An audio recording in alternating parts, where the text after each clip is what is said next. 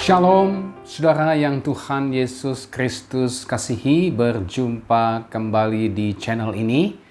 Dan seperti biasa di channel ini kita kembali akan bersama-sama merenungkan kebenaran firman Tuhan. Namun sebelum kita akan bersama-sama merenungkan kebenaran firman Tuhan, mari kita berdoa. Kembali kami mengucap syukur kepadamu ya Tuhan, oleh karena anugerah-Mu yang Engkau masih terus karuniakan kepada kami. Secara khusus kembali kami bersama-sama akan merenungkan kebenaran firman Tuhan. Namun sebelum kami akan membaca dan merenungkan firman-Mu ini, kiranya Tuhan menolong kami semua, sehingga kebenaran firman Tuhan pada hari ini yang akan kami renungkan bersama-sama dapat memberkati kami dan memperbaharui kehidupan kami. Terima kasih ya Tuhan, berkati kami dengan firman-Mu, dalam nama Yesus kami berdoa. Haleluya. Amin. Saudara yang Tuhan Yesus Kristus kasihi, firman Tuhan pada hari ini terambil dari Injil Matius pasalnya yang ke-17 ayat 1 sampai dengan ayatnya yang ke-13. Nah, di dalam bagian firman Tuhan ini tema renungan kita adalah Yesus dimuliakan. Saudara, kalau kita membaca Injil Matius pasal 17 ayat 1 sampai dengan ayat 13, di situ Lembaga Alkitab Indonesia memberikan judul Yesus dimuliakan di atas gunung. Nah, perikop ini Matius pasal 17 ayat 1 sampai dengan ayatnya yang ke-13 ini menceritakan tentang peristiwa Tuhan Yesus berubah rupa, atau kita mengenalnya dengan istilah transfigurasi, ya. Jadi Tuhan Yesus berubah rupa atau transfigurasi di depan mata ketiga muridnya, itulah Petrus, Yakobus, dan Yohanes. Saudara, suatu kali Tuhan Yesus dia mengajak ketiga muridnya, itulah Petrus, Yakobus, dan Yohanes, untuk naik ke atas sebuah gunung, dan di atas gunung itulah Yesus berubah rupa di depan mata ketiga muridnya tersebut. Nah, saudara, peristiwa transfigurasi ini merupakan pemuliaan dari Yesus Kristus. Tubuhnya berubah rupa menjadi penuh dengan kemuliaan. Nah, peristiwa transfigurasi ini terjadi di atas sebuah gunung ketika Tuhan Yesus sedang berdoa. Ini dicatat di dalam Injil Lukas pasal 9 ayat 29. Ketika ia sedang berdoa, rupa wajahnya berubah dan pakaiannya menjadi putih berkilau-kilauan. Tetapi saudara, dalam peristiwa transfigurasi itu, waktu Yesus berubah rupa penuh kemuliaan, nampak juga dua tokoh besar di dalam perjanjian lama. Itulah Musa dan Elia. Ya, Musa dan Elia menampakkan diri juga dalam kemuliaan. Mereka sedang berbicara dengan Yesus. Apa yang mereka perbincangkan dengan Yesus itu dicatat di dalam Lukas pasal 9 ayat 31. Di situ dikatakan keduanya menampakkan diri dalam kemuliaan, ya. Jadi Musa dan Elia menampakkan diri bersama dengan Yesus yang telah berubah rupa itu dalam kemuliaan, ya. Dan mereka sedang berbicara. Apa yang sedang mereka bicarakan dalam Lukas pasal 9 ayat 31 dikatakan bahwa mereka berbicara tentang tujuan kepergiannya yang akan digenapi di Yerusalem. Jadi Petrus, Yakobus, dan Yohanes mereka melihat Yesus berubah rupa penuh dengan kemuliaan, tetapi mereka juga melihat Musa dan Elia menampakkan diri juga dalam kemuliaan. Ya, mereka melihat Musa dan Elia ini bercakap-cakap dengan Yesus. Injil Matius pasal 17 ayat 1 sampai 13 memang tidak mencatat apa yang sedang diperbincangkan oleh Musa dan Elia kepada Yesus. Tetapi dalam Lukas pasal 9 ayat 31 kita bisa menemukan catatan bahwa Musa dan Elia berbicara dengan Yesus tentang tujuan kepergian Yesus yang akan digenapi oleh Yesus di Yerusalem. Nah, melihat peristiwa itu, Petrus secara spontan berkata bahwa ia bersama dengan Yakobus dan Yohanes begitu berbahagia berada di tempat itu. Mereka sangat berbahagia ketika menyaksikan peristiwa yang luar biasa itu. Dan secara spontan, Petrus menawarkan untuk mendirikan 3 kemah, 1 untuk Yesus, 1 untuk Musa, dan 1 untuk Elia. Tetapi kemudian, saudara, tiba-tiba turunlah awan yang terang menaungi ketiga murid Yesus itu, Petrus, Yakobus, dan Yohanes. Dan di dalam awan itu terdengar suara, "Inilah anak yang kukasihi, kepadanya lah aku berkenan, dengarkanlah dia." Ayat 5 dari Injil Matius pasalnya yang ke-17 ini. Nah, pada waktu murid Yesus ini, ketiga murid Yesus ini mendengar suara tersebut, mereka tersungkur dan mereka sangat ketakutan. Dan ketika Yesus melihat mereka tersungkur dan sangat ketakutan, Tuhan Yesus datang menemui mereka, ia menyentuh mereka dan berkata, "Berdirilah, jangan takut." Dan ketika ketiga murid itu berdiri, mereka melihat hanya Yesus saja seorang diri yang telah kembali kepada rupa yang semula. Nah, saudara, kemudian dicatat pula bahwa ketika dalam perjalanan menuruni gunung, Tuhan Yesus berpesan kepada ketiga muridnya tersebut supaya mereka jangan menceritakan peristiwa tersebut kepada siapapun sebelum Kristus dibangkitkan dari antara orang mati. Kemudian ketiga murid itu bertanya kepada Yesus perihal kedatangan Elia sebagai perintis dari kedatangan Mesias. Dan Yesus menjawab bahwa Elia memang sudah datang untuk merintis kedatangan Mesias, tetapi orang tidak mengenalnya. Bahkan dia diperlakukan semena-mena oleh banyak orang. Dan Yesus juga berkata bahwa anak manusia, Yesus sendiri pun juga akan diperlakukan semena-mena oleh banyak orang. Nah, mendengar jawaban Yesus itu, para muridnya akhirnya mengerti bahwa Yohanes Pembaptislah yang dimaksud oleh Yesus. Nah, saudara yang Tuhan Yesus Kristus kasihi, bagian firman Tuhan ini mengajarkan kepada kita beberapa pelajaran penting.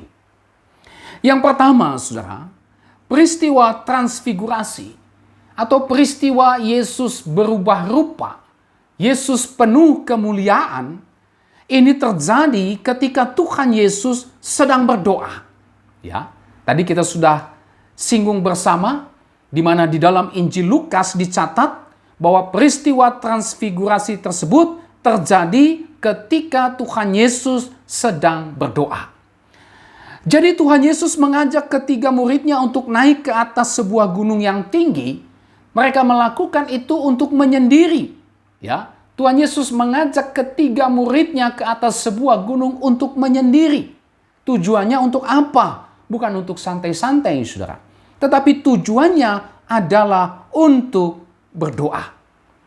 Dan ketika Tuhan Yesus sedang berdoa, pada waktu itulah Tuhan Yesus berubah rupa, penuh dengan kemuliaan. Itu dicatat di dalam Lukas 9 ayat 28 sampai dengan ayat 29. Begini firman Tuhan. Kira-kira 8 hari sesudah segala pengajaran itu, Yesus membawa Petrus, Yohanes, dan Yakobus lalu naik ke atas gunung untuk berdoa. Ayat 29. Ketika dia sedang berdoa, rupa wajahnya berubah dan pakaiannya menjadi putih berkilau-kilauan. Jadi jelas Tuhan Yesus mengajak ketiga muridnya ke atas gunung adalah untuk berdoa.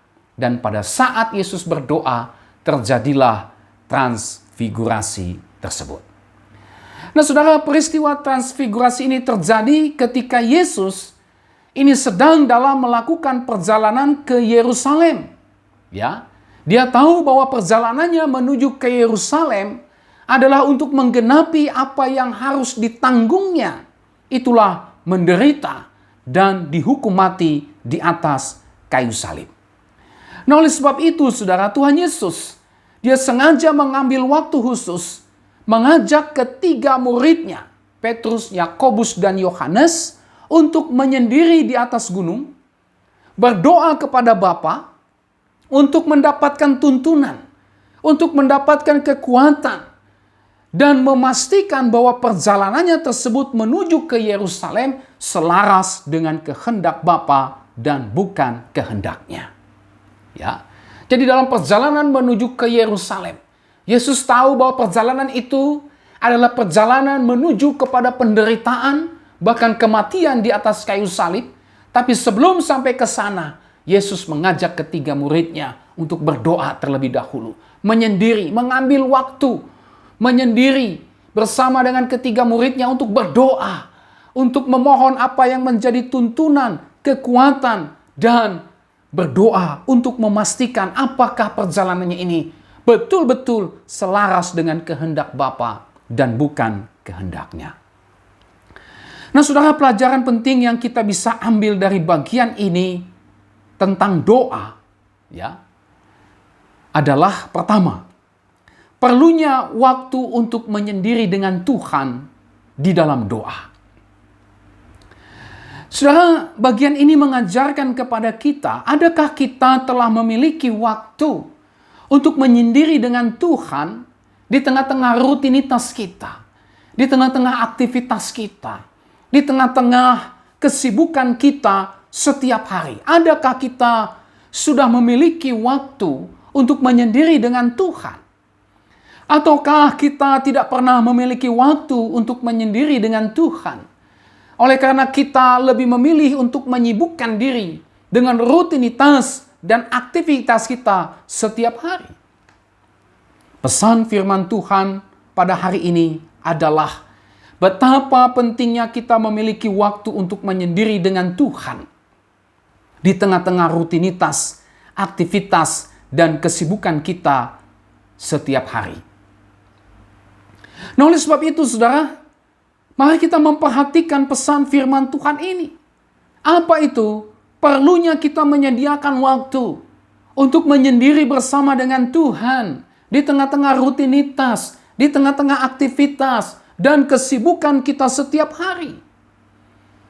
Pesan firman Tuhan pada hari ini kepada kita adalah jangan sampai kita terlena dengan rutinitas kita, dengan aktivitas kita, dengan kesibukan kita setiap hari tanpa ada waktu khusus bagi kita untuk bersekutu dengan Tuhan setiap hari. Jangan sampai, saudara. Oleh sebab itu, mari kita atur waktu sedemikian dengan bijak. Ya, kita harus mengatur waktu dengan baik. Kita harus mengatur waktu dengan bijak. Baik itu waktu untuk bekerja, waktu untuk belajar, waktu untuk kuliah, waktu untuk melayani, waktu untuk bersantai bersama dengan keluarga, waktu untuk bersosialisasi dan sebagainya, dan juga waktu untuk bersaat teduh dengan Tuhan di dalam doa dan perenungan firman Tuhan. Kita perlu mengatur waktu agar ada waktu selain waktu-waktu yang rutin kita lakukan, tetapi juga ada waktu, ada rutinitas kita juga untuk menyendiri bersama dengan Tuhan dalam saat teduh pribadi kita, dalam doa kita, dan di dalam membaca dan merenungkan firman Tuhan.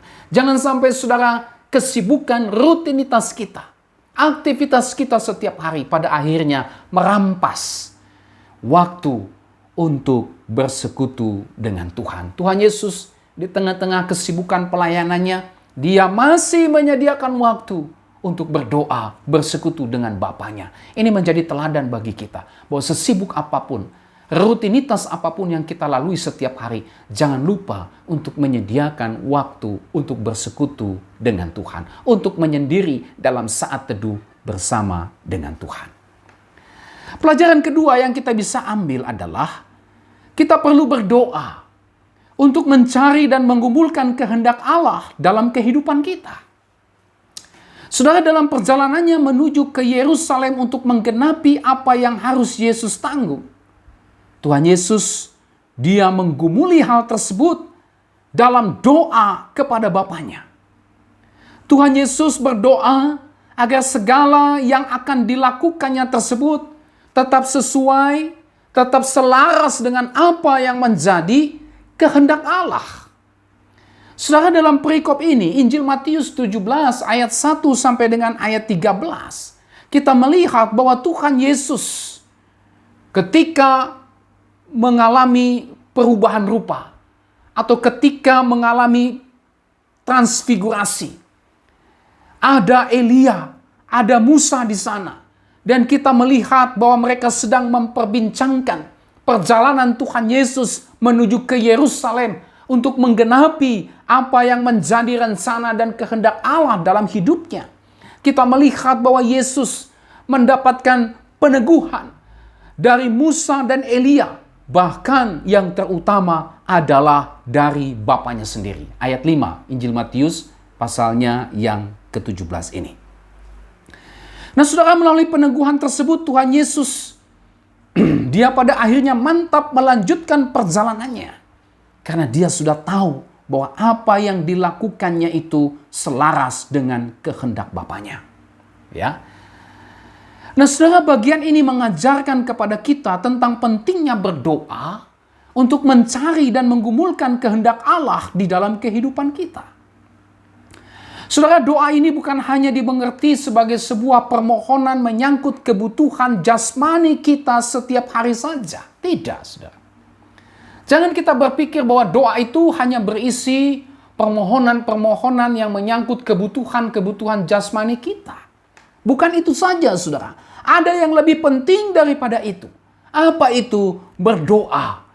Memohon supaya kita bisa memahami apa yang menjadi kehendak Allah dalam kehidupan kita. Dan pada akhirnya kita menjalani kehendak Allah tersebut di dalam kehidupan kita setiap hari. Ini harus menjadi isi dalam doa-doa kita. Mencari kehendak Allah. Menemukan kehendak Allah. Dan pada akhirnya tinggal di dalam kehendak Allah tersebut dalam kehidupan kita setiap hari. Nah, oleh sebab itu, saudara, penting untuk kita berdoa setiap hari memohon kepada Tuhan. Agar apa yang akan kita lakukan pada hari itu. Agar apa yang kita kerjakan pada hari itu. Agar apa yang akan kita rancangkan di hari-hari di masa yang akan datang. Itu kita lakukan, itu kita kerjakan, semuanya selaras dengan apa yang menjadi kehendak dan pimpinan Tuhan. Oh, kita harus berdoa untuk hal itu. Kita harus berdoa dan bergumul di hadapan Tuhan. Supaya apapun yang kita lakukan, apapun yang kita kerjakan, apapun yang kita rancangkan dalam seluruh kehidupan kita, kita bawa itu kepada Tuhan. Memohon petunjuk Tuhan. Tuhan, apakah yang akan saya lakukan? Atau yang akan saya kerjakan? Apakah yang akan saya rencanakan ini sudah sesuai dengan kehendak Tuhan? Ataukah belum? Ya, ini kita harus doakan. Ini kita harus gumulkan sehingga kehidupan yang kita jalani. Apapun yang kita kerjakan, lakukan, rancangkan dalam kehidupan kita, itu semua selaras berdasarkan dengan kehendak Tuhan. Inilah yang harus ada dalam doa kita. Berdoa, mencari dan menggumulkan kehendak Allah dalam kehidupan kita. Menjadi pertanyaan bagi kita, saudara. Berapa banyak doa-doa yang kita naikkan kepada Tuhan hanya menyangkut soal-soal kebutuhan jasmani kita saja. Dibandingkan dengan berdoa, memohon, mencari petunjuk dan kehendak Tuhan dalam kehidupan kita. Bukan tidak penting apa yang menjadi kebutuhan jasmani kita. Tuhan memang mengajarkan kita untuk berdoa, menyampaikan apa yang menjadi kebutuhan-kebutuhan kita. Salah satu isi doa Bapa kami berkata, berikanlah kami pada hari ini makanan kami yang secukupnya. Ini doa berbicara tentang kebutuhan jasmani. Tetapi doa bukan hanya berisi tentang pemenuhan kebutuhan jasmani saja. Berdoa juga berisi tentang bagaimana kita mencari, menggumulkan kehendak Allah dalam kehidupan kita. Sehingga apa yang kita lakukan, apa yang kita kerjakan, apa yang kita rancangkan dalam kehidupan ini, semua berjalan selaras dengan kehendak Tuhan. Pelajaran yang ketiga yang kita bisa ambil dari bagian ini, saudara, kita harus membawa segala pergumulan kita kepada Allah dalam doa kita. Saudara, ketika Tuhan Yesus menggumuli perjalanannya menuju Yerusalem untuk mengalami penderitaan dan puncaknya mati di atas kayu salib, Tuhan Yesus tidak berusaha menyelesaikannya dengan kekuatan dan kehendaknya sendiri. Dia juga tidak meminta pertimbangan manusia. Dia justru membawanya ke tempat yang sunyi dalam doa kepada Allah. Luar biasa. Ini merupakan sebuah contoh dan teladan kepada kita. Mari kita juga membawa setiap pergumulan kita bukan kepada kekuatan manusia, saudara, bukan kepada hikmat manusia, tetapi kita membawanya kepada Allah dalam doa-doa kita. Ya. Sampaikanlah apa yang menjadi pergumulan kita kepada Tuhan dalam doa. Maka pastilah kita akan mendapatkan petunjuk, jawaban, kita akan mendapatkan kekuatan, kita akan mendapatkan penghiburan, damai sejahtera di dalam menghadapi setiap pergumulan yang kita alami di dalam kehidupan kita. Oleh sebab itu, apapun persoalan kita, apapun pergumulan kita, mari kita bawa itu kepada Tuhan dalam doa-doa kita. Alkitab berkata, curahkanlah isi hatimu di hadapan Tuhan. Ya, mari kita mencurahkan apa yang menjadi beban pergumulan hidup kita kepada Tuhan. Tuhan Yesus telah memberikan contoh ini, saudara, kepada kita untuk kita ikuti, untuk kita teladani, bahwa yang paling mengerti kondisi dan situasi kita, bahwa yang paling mengerti apa pergumulan yang kita alami, tidak lain dan tidak bukan adalah Allah sendiri.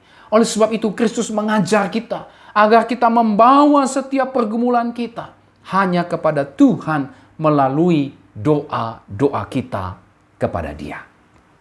Oleh sebab itu, saudara, mari. Adakah saudara sedang mengalami pergumulan? Ya. Mari kita bawa. Mari saudara bawa pergumulan itu kepada Tuhan dalam doa-doa saudara. Tuhan mendengar doa-doa saudara. Tuhan tahu apa yang menjadi pergumulan saudara. Dan ketika saudara berdoa membawa pergumulan saudara kepada Tuhan, Tuhan pasti akan memberikan petunjuk. Tuhan pasti akan memberikan jawaban. Tuhan pasti akan memberikan kekuatan. Tuhan pasti akan memberikan penghiburan. Tuhan pasti akan memberikan damai sejahtera kepada saudara, sehingga saudara dapat menghadapi setiap pergumulan yang terjadi dalam hidup saudara. Pelajaran yang keempat yang kita bisa lihat dari bagian yang pertama ini, saudara, itulah kita berdoa bersama dengan orang percaya lainnya. Saudara, dalam teks ini kita juga melihat bagaimana Tuhan Yesus mengajak ketiga muridnya untuk berdoa bersama dengan Dia di atas gunung. Ya, memang Injil Matius pasal 17 ayat 1 sampai dengan ayat 13 tidak mencatat hal ini. Injil Lukas pasal 9 ayat 28 menjelaskan mengapa Tuhan Yesus mengajak ketiga muridnya ke atas gunung, tidak lain dan tidak bukan adalah untuk berdoa. Ya. Saya bacakan kembali Lukas 9 ayat 28. Kira-kira 8 hari sesudah segala pengajaran itu, Yesus membawa Petrus, Yohanes, dan Yakobus lalu naik ke atas gunung untuk berdoa. Ya, jadi jelas. Tuhan Yesus mengajak ketiga muridnya tersebut untuk berdoa, untuk menggumuli dan memahami rencana dan kehendak Allah dalam perjalanannya menuju kayu salib dalam doa kepada Bapanya yang ada di sorga. Nah, saudara, apa yang dilakukan oleh Tuhan Yesus ini merupakan sebuah pelajaran penting bagi kita. Apa itu? Itulah pentingnya kita terlibat dalam persekutuan doa bersama dengan saudara-saudara seiman kita. Ya, penting kita ada bersama-sama dengan saudara-saudara seiman kita untuk berdoa bersama-sama. Kita perlu berdoa bersama dengan saudara-saudara seiman kita. Untuk apa? Untuk saling menguatkan, untuk saling menghiburkan satu dengan yang lain. Kita perlu berdoa bersama saudara-saudara seiman kita. Untuk apa? Supaya kita semua bertumbuh bersama dalam iman. Bertumbuh bersama dalam kasih. Bertumbuh bersama dalam pengharapan kita kepada Allah. Kita perlu berdoa bersama saudara-saudara seiman kita. Agar bersama-sama kita bisa mengerti apa kehendak Allah dan tinggal di dalam kehendak Allah tersebut. Nah, oleh sebab itu, saudara, jangan jauhi persekutuan doa bersama dengan saudara-saudara seiman kita. Mari kita terlibat aktif di dalam doa bersama dengan saudara-saudara seiman kita, sehingga iman kita dapat terus bertumbuh dan kita dapat memahami kehendak Allah bersama-sama dan bersama-sama juga hidup berdasarkan kehendak Allah tersebut. Oleh sebab itu, ayo kita giat untuk berdoa bersama dengan saudara-saudara seiman kita. Kita tidak hanya bergiat berdoa secara pribadi saja. Kita tidak hanya bergiat untuk berdoa bersama dengan keluarga kita saja. Tetapi firman Tuhan juga mengajarkan kita untuk kita juga bergiat berdoa bersama dengan saudara-saudara seiman kita. Nah, saudara, inilah 4 pelajaran penting yang kita bisa ambil dari bagian yang pertama, peristiwa transfigurasi Yesus yang terjadi ketika Tuhan Yesus sedang berdoa. Hal yang kedua yang kita bisa lihat dari bagian ini adalah peristiwa transfigurasi Yesus ini. Ini merupakan penegasan kembali bahwa Yesus Kristus datang dari Allah dan ditetapkan oleh Allah sendiri, dinubuatkan dalam Taurat dan kitab para nabi untuk menjadi satu-satunya jalan keselamatan bagi orang berdosa dengan cara mengalami penderitaan dan kematian di atas kayu salib, tetapi akan bangkit pada hari yang ketiga dan akan menerima kemuliaan selama-lamanya. Pasal yang kedua, ayat yang kedua sampai dengan ayat 13 dari Injil Matius pasal 17 ini. Saudara, penegasan tersebut ini bukan berasal dari manusia. Bukan, saudara. Tetapi penegasan tersebut berasal dari Allah sendiri. Melalui perkataan Allah sendiri.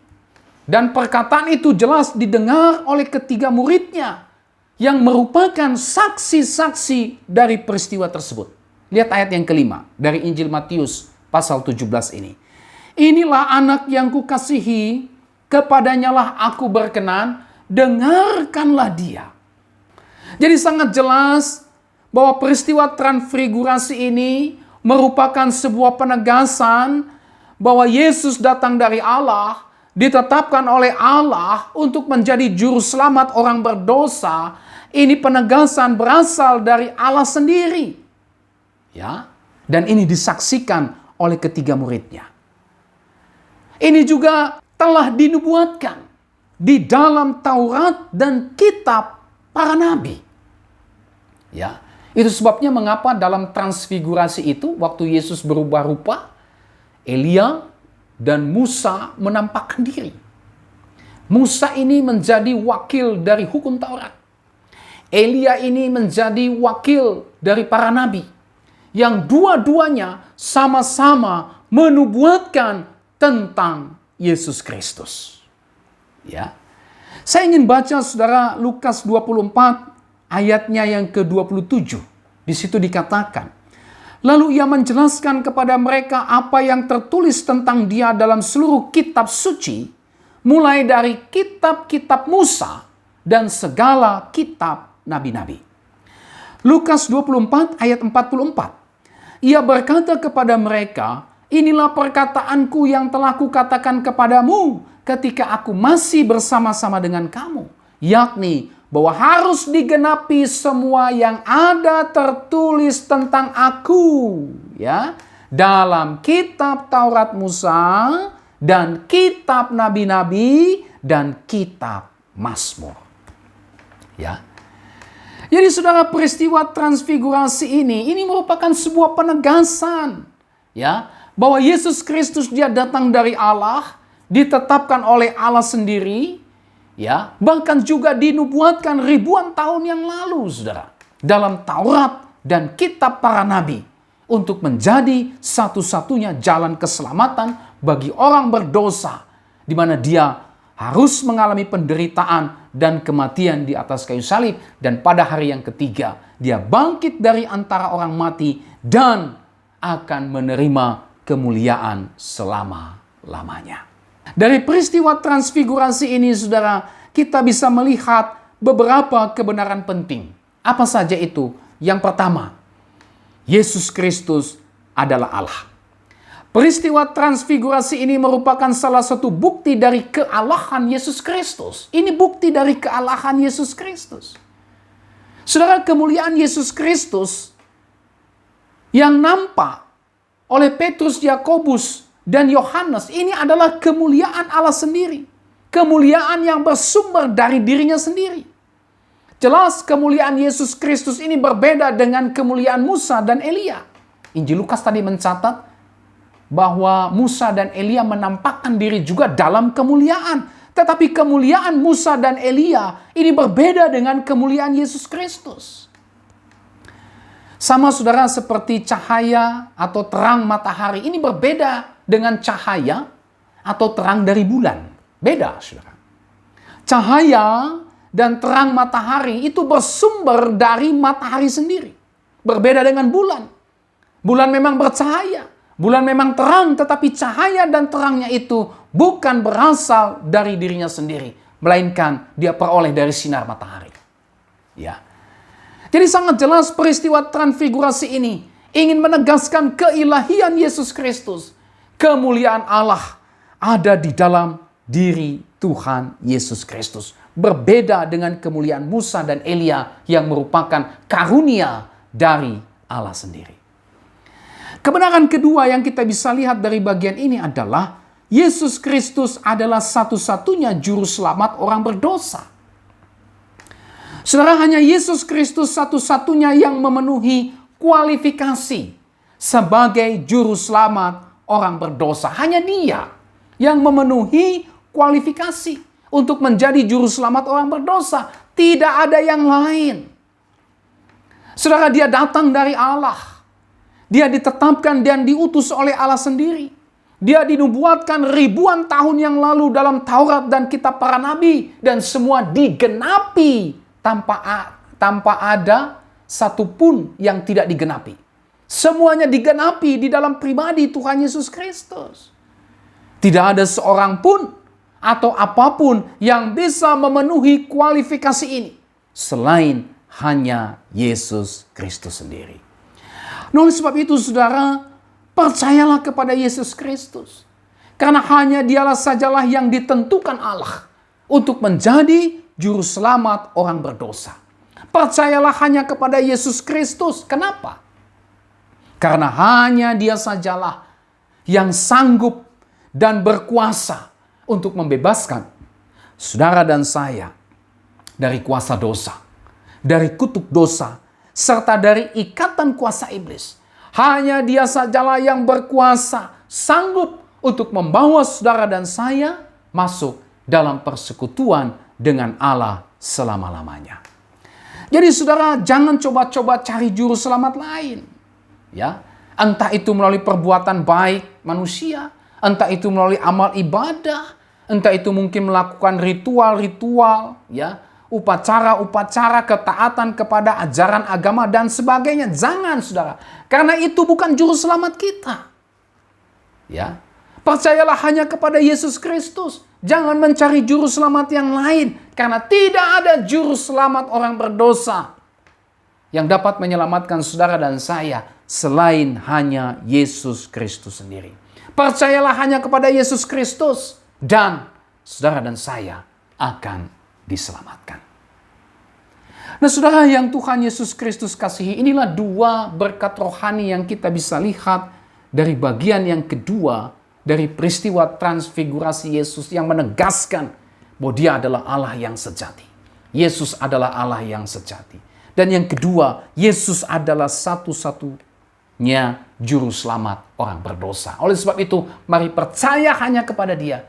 Jangan cari juru selamat yang lain. Saudara yang Tuhan Yesus Kristus kasihi, inilah seluruh renungan firman Tuhan pada hari ini. Dari kisah Yesus dimuliakan di atas gunung. Yesus mengalami perubahan rupa, transfigurasi yang kita bisa lihat dari Matius pasal 17 ayat 1 sampai dengan ayatnya yang ke-13 ini. Beberapa hal yang perlu kita lakukan sebagai respons terhadap firman Tuhan pada hari ini. Apa saja itu? Yang pertama, mari kita hidup dalam persekutuan doa, baik secara pribadi maupun bersama dengan saudara-saudara seiman. Saudara, sekali lagi, jangan biarkan rutinitas, aktivitas, atau apapun kesibukan kita merampas waktu-waktu persekutuan kita dengan Tuhan. Baik itu secara pribadi, dalam keluarga, maupun juga dalam persekutuan bersama dengan saudara-saudara seiman kita. Artinya apa? Artinya, mari kita atur waktu kita dengan bijak.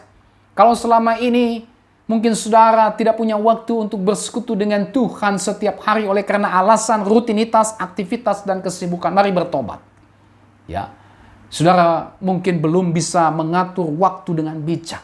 Atau mungkin saudara lebih cenderung untuk sibuk dengan rutinitas, aktivitas yang bisa mendatangkan keuntungan materi kepada saudara. Tetapi hari ini firman Tuhan mengajak kita. Ayo atur waktu kita dengan bijak.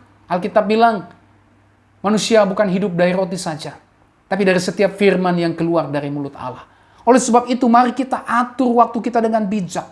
Sehingga kita bisa mengatur waktu untuk bekerja, waktu untuk belajar, waktu untuk bersantai, waktu untuk melayani, waktu untuk bersosialisasi, dan juga waktu untuk beribadah, bersekutu dengan Tuhan, menyendiri dengan Tuhan, baik secara pribadi, dalam keluarga, maupun juga bersama saudara-saudara seiman kita. Mari, jangan biarkan satu hari tanpa ada waktu untuk bersekutu dengan Tuhan. Yang kedua, mari kita membawa setiap pergumulan kita kepada Tuhan dalam doa-doa kita.